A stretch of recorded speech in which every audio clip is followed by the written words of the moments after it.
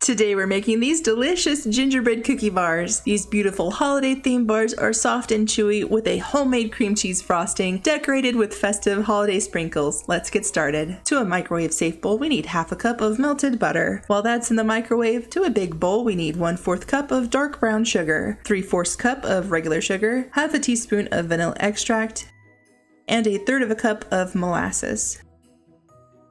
Add in that melted butter and give everything a good mix.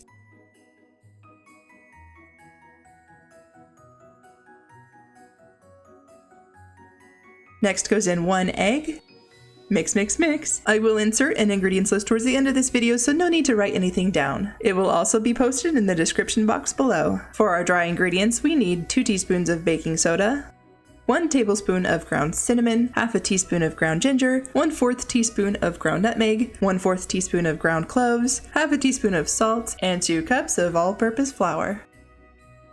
Carefully mix everything together, also scraping the bowl as needed.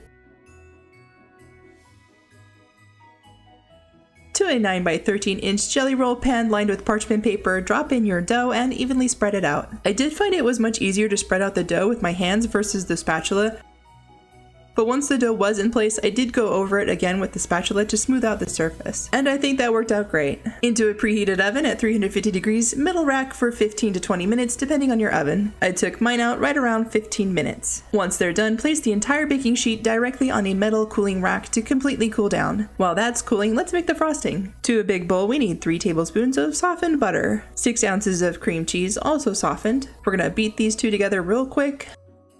That looks pretty good. Lastly, all we need is 1 teaspoon of vanilla extract and 2 1/4 cup of powdered sugar. Mix those together until everything is nice and smooth. Don't forget to scrape that bowl if needed.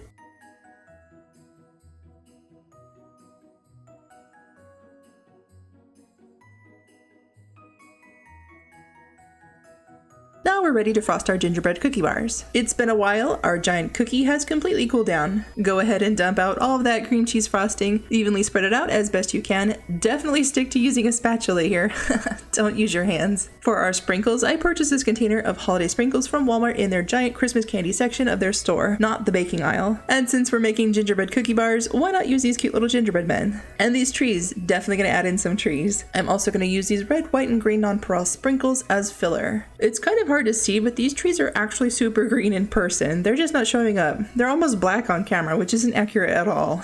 Lastly, we're gonna add on these tiny little Christmas sprinkles as filler. Once you're satisfied with your sprinkle placement, we're gonna toss this into the fridge so the frosting has a chance to set up a bit before we slice into it. Technically, you can slice into it right now and dig in, but I want nice clean slices, so to the fridge for 30 minutes. Okay, it's been 30 minutes and our frosting has firmed up a bit. Pop out your giant cookie like so, and we're ready to slice. Now this part isn't required, but just like with my cranberry bliss bars, I like to slice off the edges like so just to give the bars a nice clean edge. It's also a great way to sample the goods. Look at that nice clean edge. This recipe makes 24 bars. All you have to do is cut your big bar in half and then cut each half into 3 sections. Then cut each section into 4 equal parts. You should now have 24 festive gingerbread cookie bars. Here's that ingredients list I promised you.